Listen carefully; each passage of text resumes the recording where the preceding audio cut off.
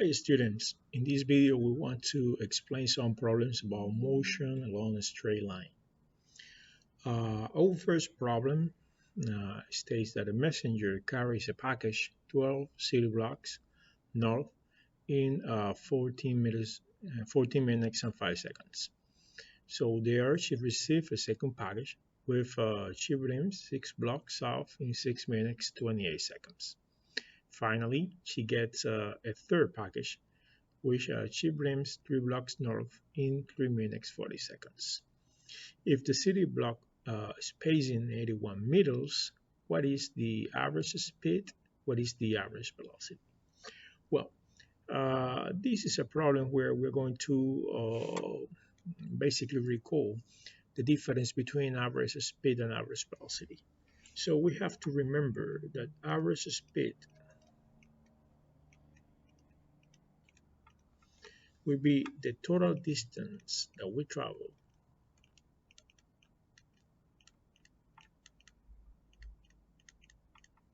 divided by the total time needed to travel this distance. So this is how we find the average speed. On the other hand, to find the average velocity, we're going to find the variation in position divided by the interval of time. So let us solve first the part corresponding to the average speed. So I say, okay, I have to find the total distance. So I know that my average speed is equal to, what is the total distance? I have 12 blocks north times 81 meters per block. So 12 times 81 meters. Later she's going 6 blocks south times 81 meters per block. So it's 6 times 81 meters. And finally, she goes 3 blocks north, right? Times 81 meters per block. So 3 blocks times 81 meters per block will be 3 times 81 meters. Divided by now, what was the time? We have 14 minutes for the first 12 blocks, 14 minutes with 5 seconds. We're going to convert all to seconds. So the first will be 14 minutes times 60 seconds per minute plus the 5 seconds. So here I get, this number in seconds plus my second time for the 6 blocks was 6 minutes 28 seconds. So I say plus 6 minutes times 60 seconds per minute, right? So now I get this in seconds plus the 28 seconds. Plus now, so we say what is the next?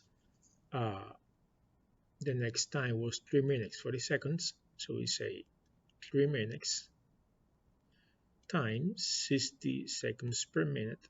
So now I get this in seconds plus the 40 seconds. In addition, that she needs to go these 3 blocks north.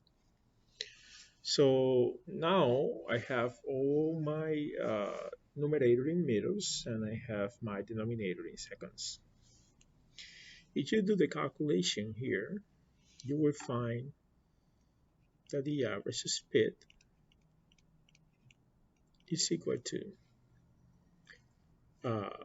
multiplying and adding the numerator, I get 1,701 meters divided by 1,453 seconds. So if I do the division, this would be 1.17 meters per second. I will round it to 1 decimal place. So it would be 1.2 meters per second. So that was the average speed. Now, to find the average velocity, we have to do a different analysis. So let us represent something here. At the initial time, at the very beginning, the person was standing here. So this person was walking 12 blocks north, right? So we'll be now at this new position. That is 12 blocks to the north of the initial position. She picked a new package, and now she goes south 6 blocks. So she's gonna start going south now for 6 blocks. So how many blocks is now she from her initial position? If she was down 6 blocks, she's now 6 blocks from the initial position. But once she's here, she have to go 3 blocks up again. So now she go 3 blocks up. So she's gonna be here. So 6 blocks that she was to the north of the initial position, plus 3 more blocks, that was the last part, is a total of 9 blocks. So the variation in position, the difference between the final position and the initial position is 9 blocks. Regardless that if you really count the total number of blocks, that you have been walking through, it is 21 blocks. But as she was walking south and north, regardless that she walked through 21 blocks, she's only 9 blocks from her initial position. So to calculate the average velocity, we're going now to use these 9 blocks. So we say that the average velocity is equal to the 9 blocks times the 81 meters per block divided by, what was the time? The total time is the same total time we had before. That means 1,453 seconds. So the average velocity here would be approximately 0.5 meters per second. As its velocity, it has, direction, and this direction is toward the north. So this problem highlights the difference between average speed and average velocity.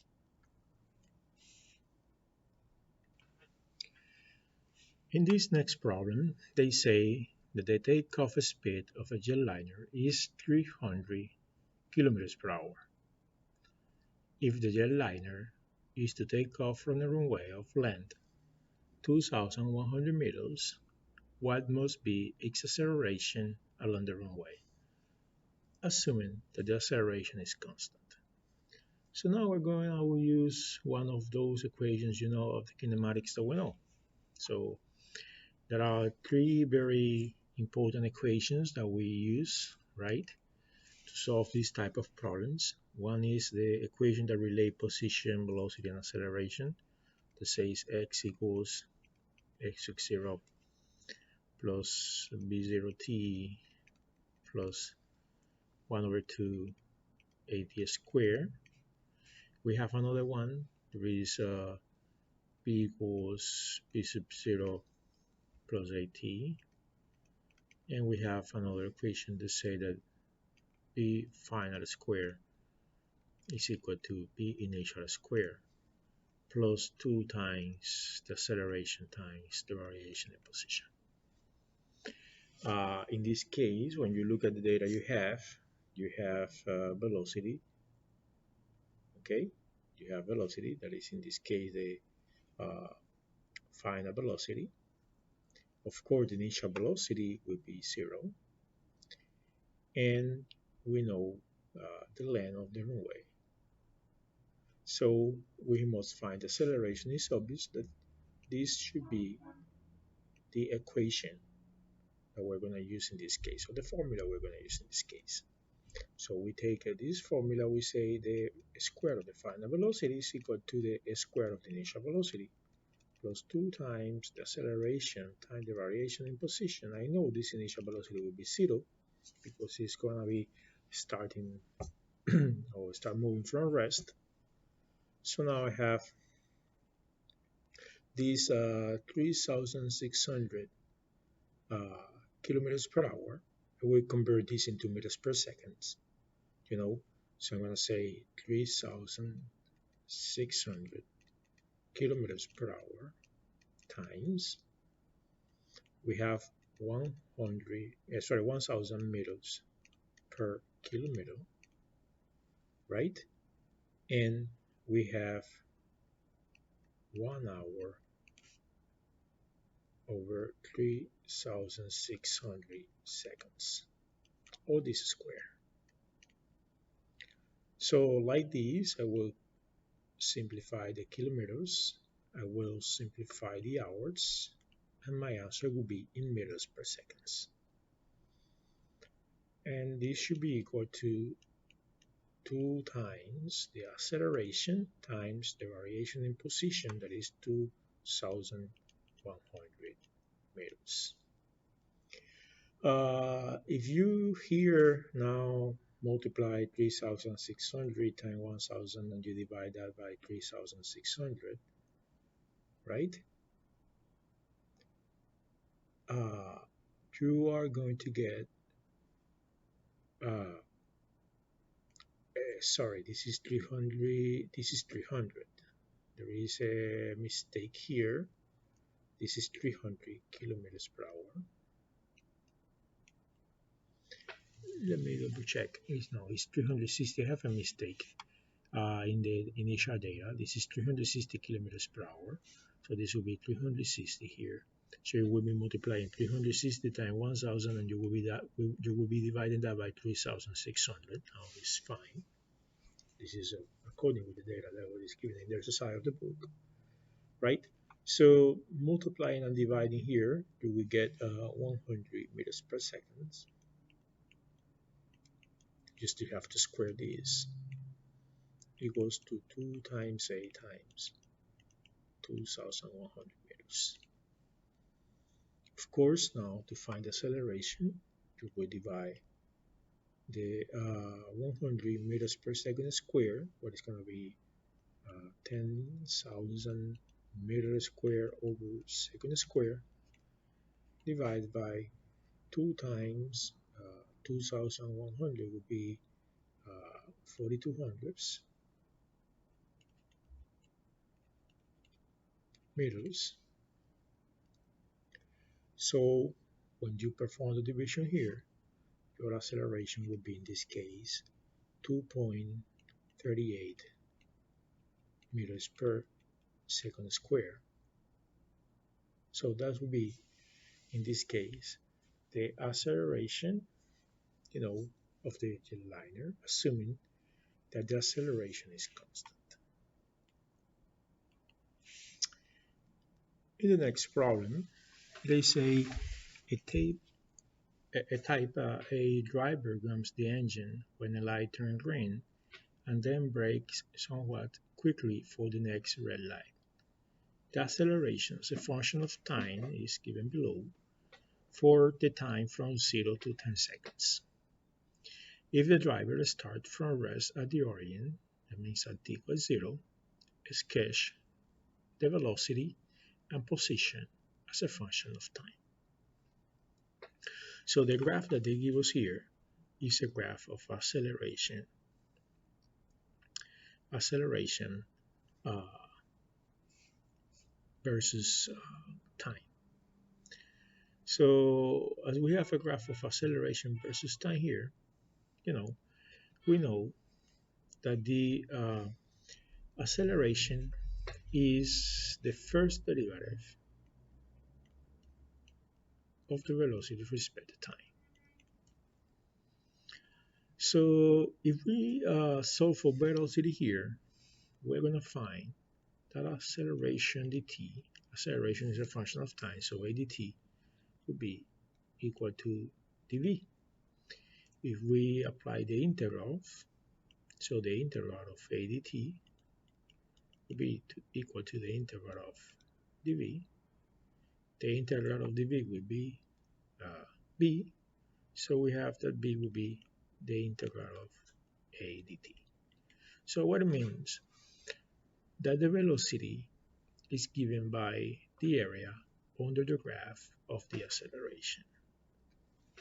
The area under the graph is of the acceleration. Now, when the acceleration is positive, as is over here, the velocity is increasing. When the acceleration is negative, the velocity will be decreasing. So we have a deceleration. So if I apply these ideas, right, to graph the velocity, I'm going to have here my graph of time and velocity. And of course, this is 6 and this is 10. This change, in the acceleration occurs at 6 seconds. This here is 10 seconds. So from 0 to 6 seconds, and they say here, that the driver starts from rest. So velocity at the origin is 0, So from 0 to 6 seconds, we have an area under the graph. There is 6 times 3. And 6 times 3 is 18. It's 6 seconds times 3.0 meters per second squared. So 6 times 3 is 18 meters per second squared times second is meters per second. So we go from 0 to 18 meters per second.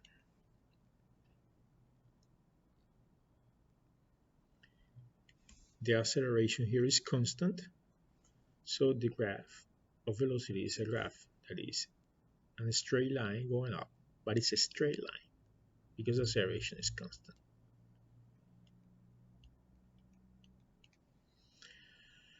So here we have 18 meters per second.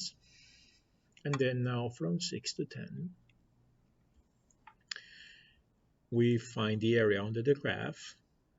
And we're going to see that from 6 to 10, we have 4 seconds, and 4 seconds times 4.5 meters per second squared, it would be 18. That would be a negative slope because it's going to be decreasing. So from 6 to 10, we have,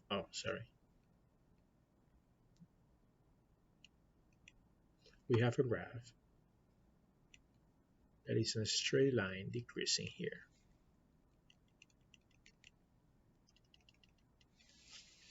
So this is how it's going to look like, the graph of velocity versus time. Now, let us make the analysis for the graph of position versus time. What happens? We know that the graph of position, the position is going to be the integral of the graph of velocity. So basically, it's the same analysis. We know that the velocity is equal to dx dt.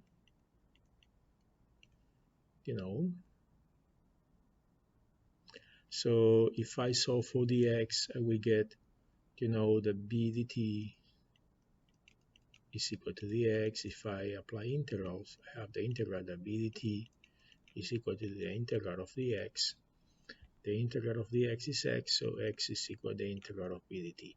So basically, what happens here is that the position is the integral of the velocity with respect to time, so the position will be given by the area under the graph of velocity. Now, what happened with the position?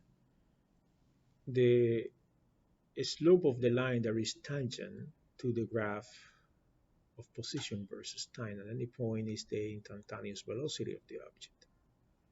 So the graph of position is not a straight line. It's going to be a parabola. Why? What is going to be the equation from 0 to 6? What is going to be the equation of the velocity from 0 to 6? This is a straight line passing through the origin with a slope of 3. So basically, velocity here is 3t. This is the equation of the velocity. You find the slope of this line is 3. The y-intercept is 0, 0 because it's passing through the origin, so b is equal to 3t.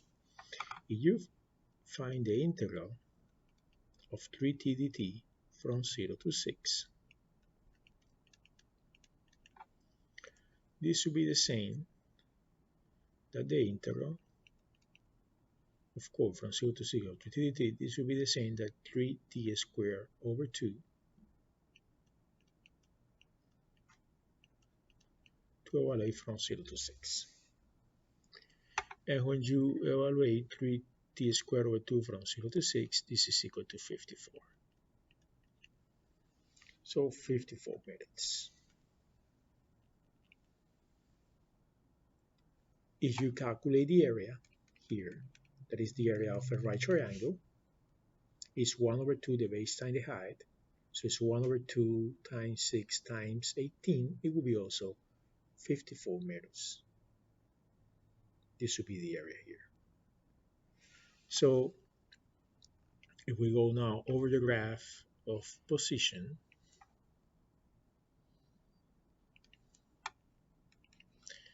we have here a parabola,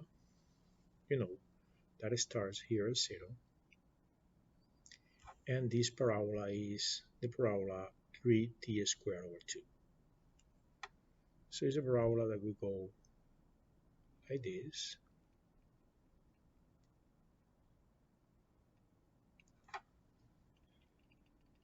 From 0 to 6.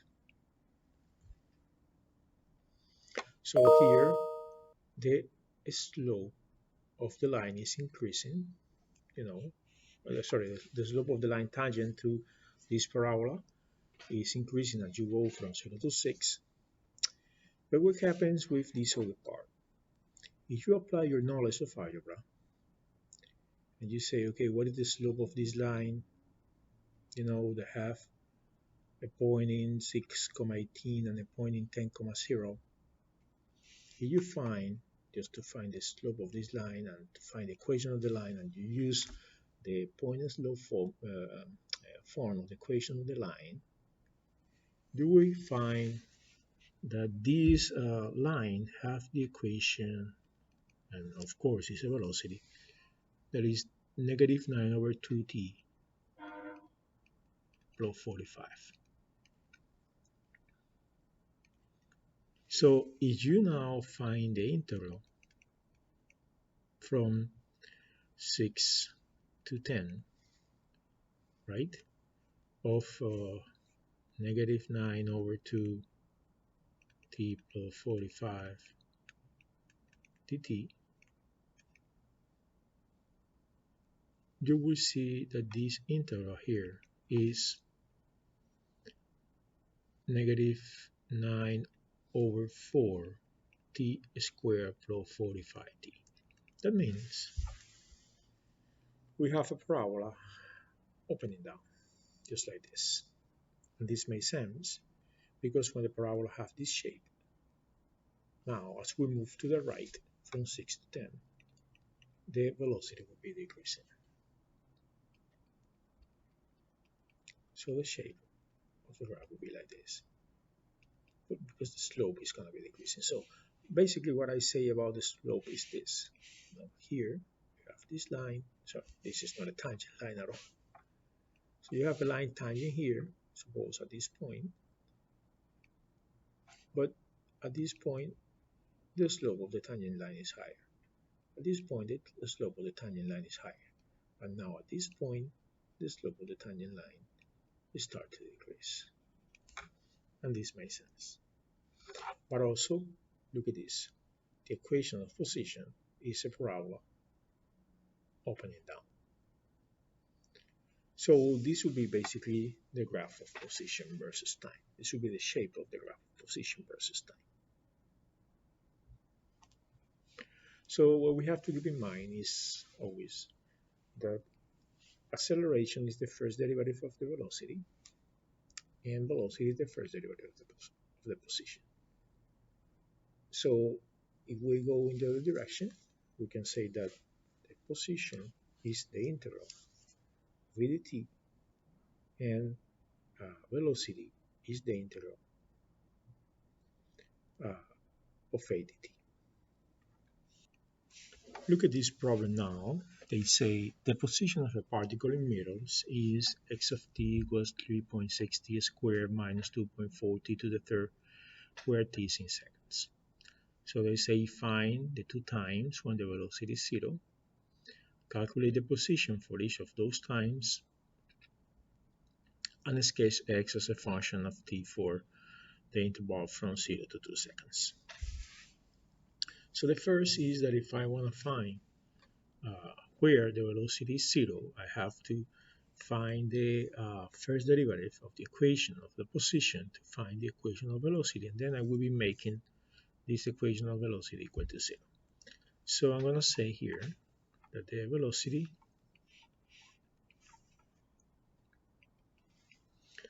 is equal to dx dt. So it's equal to d of 3.6 t squared minus 2.4 t to the third dt, right? So if I find this derivative, I would get 2 times 3.6t, what is going to be 7.2t, right? Minus 2.4 times 3 t squared. So 3 times 2.4 would be 7.2 also, so minus 7.2, and then this is now t squared.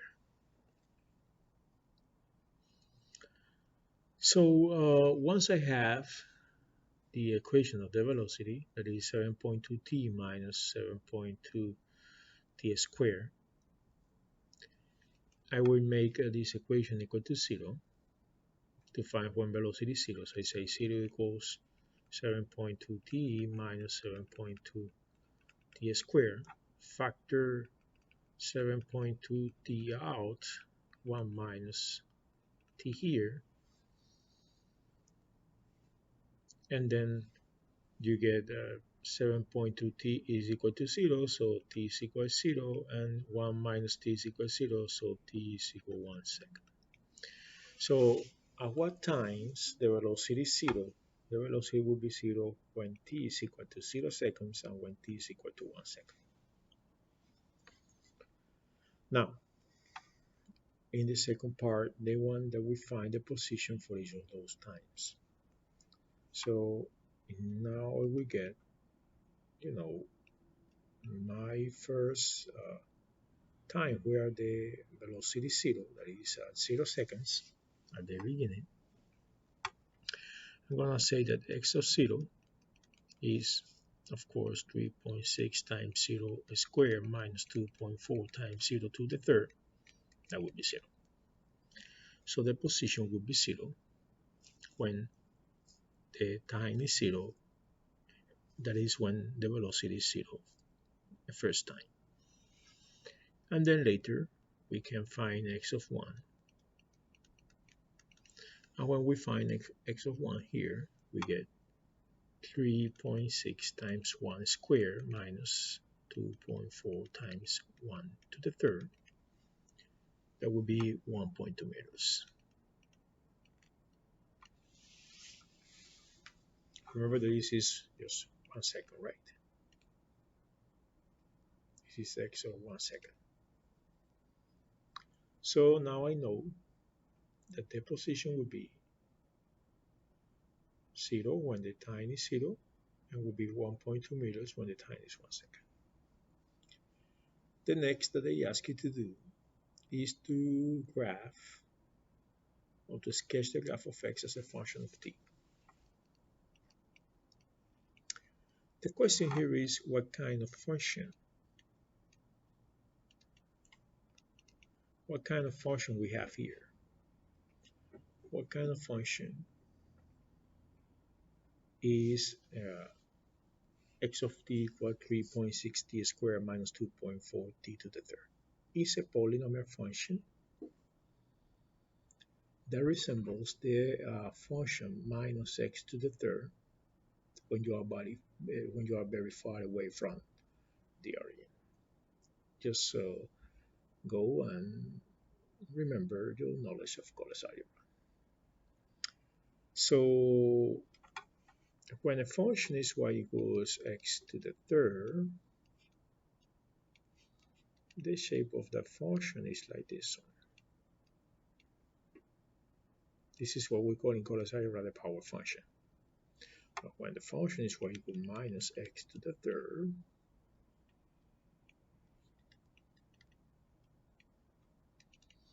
the graph of the function is going to be like this one. So there is a reflection there.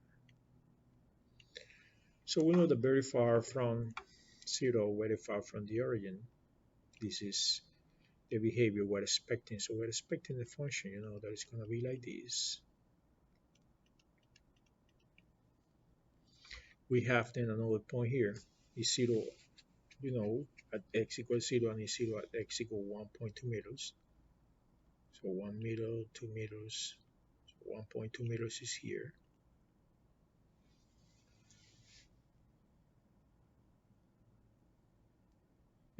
Sorry, 1 second is here and 2 seconds is here. And we said that it's 1.2 meters when it's 1 second. So you're going to have a maximum here, this point.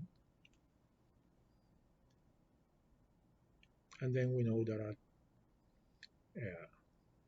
the graph at 2 seconds is you find the value when x is equal to 2 seconds or when t is equal to 2 seconds. That value would be 2 comma negative 4.8. So it would be crossing through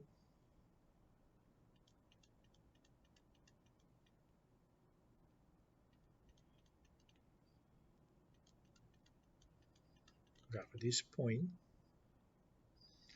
and you will have then 2 comma negative 4.8.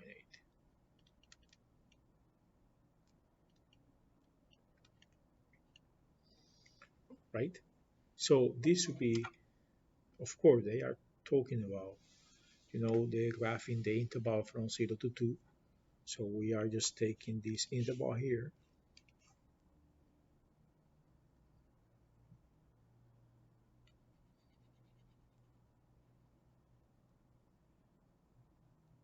And this is your graph of position from 0 to 2.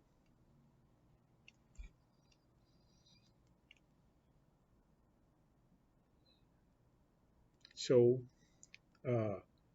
in this case, what we had to do was first find the first derivative of the position to find the velocity. Later, we made the velocity equal 0 to find the times our velocity is 0, that is in 0 and 1 second. And then at those times, we found the position, right? And this is then the graph that we get. I have one more problem for you here. They say that the velocity of a particle is given by v equals v sub 0 over 1 plus at squared, where v sub 0 is 25 meters per second and a is a constant equal to 2.0 seconds to the negative 2. So they want to know what is the acceleration at t equals 0 seconds, t equals 2 seconds, and when t approaches to infinity.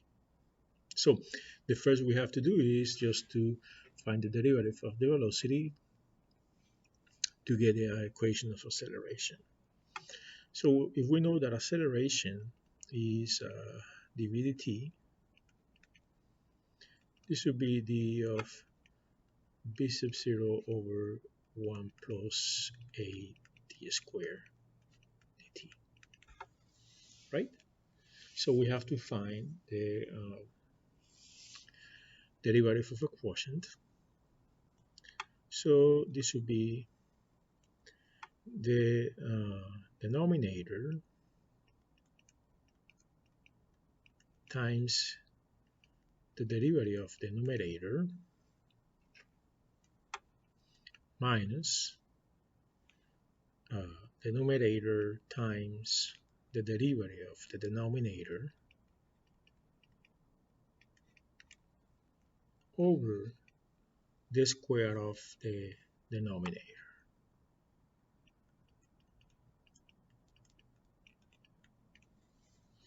Of course, this one is 0 because we have a velocity that is constant, that doesn't depend on the time. So when we find the derivative of 1 plus at squared, the derivative of 1 will be 0, the derivative of at squared will be 2at. So negative b 0, b sub 0 times 2at will be negative 2 b sub 0 at in the numerator divided by 1 plus at square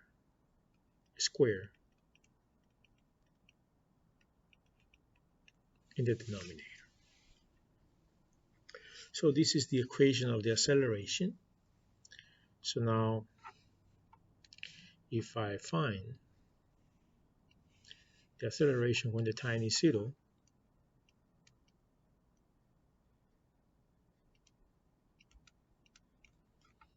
a sub 0, oh, a of 0, sorry, would be equal to 0 because it's negative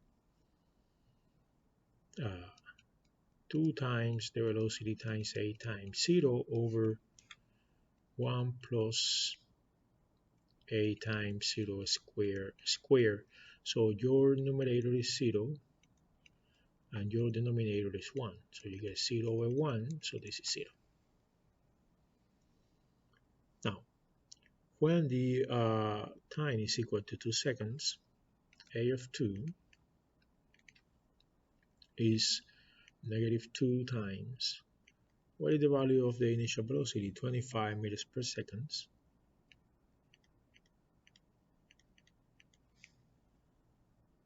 Okay, times what is a? A is 2 times 1 over second square, or 2 times 2 seconds to the negative 2.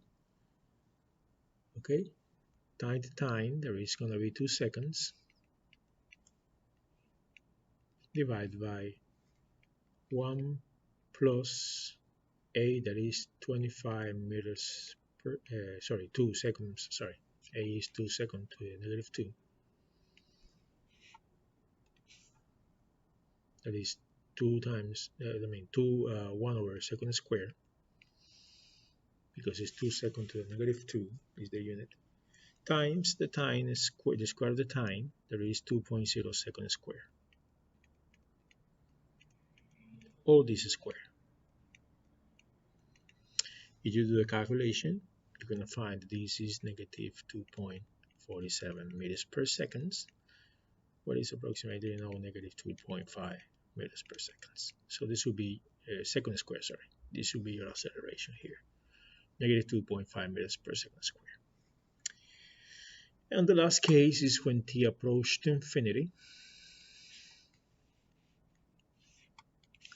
So when t approaches to infinity, the acceleration will be the limit when t approaches to infinity of negative 2 b sub 0 a t over 1 plus a t squared. It's obvious, that the denominator is growing faster than the numerator. But you can even just now uh, expand this binomial. You can just get the limit when t approach infinity of -2 b sub 0 at t over uh, 1 plus 2a t squared plus a squared t to the fourth power. What happens? You have t in your numerator and t in your denominator. Okay, so what happened here is that the power of the t in the denominator is 4, the power of the t in the numerator is 1. So as t approached infinity, this number goes faster than the number in the numerator. So as the denominator becomes greater and greater and greater, faster than the numerator, this acceleration will approach to 0. As you increase the time, the acceleration here will be approaching to 0. Always when this happens, you know that you have a degree higher in the polynomial in your denominator than the degree of the polynomial of the expression in your numerator. The limit when the variable approach to infinity will be will approach to 0. So the acceleration approach to 0 in this case. So this is equal. This is what this solution of the problem is. So in this case, we found the derivative of the velocity to find the acceleration given the equation of velocity. The most interesting part here was use the quotient rule to find the derivative. So well, I hope that these exercises that I have explained help you to understand better this topic. And then we're going to be very soon showing all the videos with motion in 2 dimensions. Thank you.